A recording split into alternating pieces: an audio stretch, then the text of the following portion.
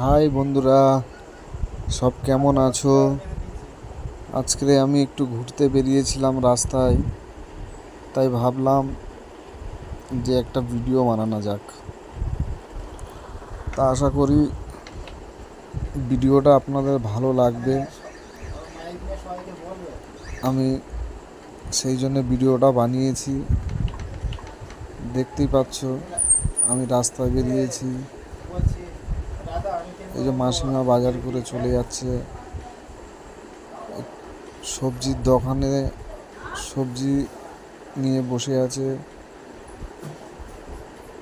আমি ভিডিওটা ভালোভাবে করতে পারছি না, যতটা দেখাতে পেরেছি তোমাদেরকে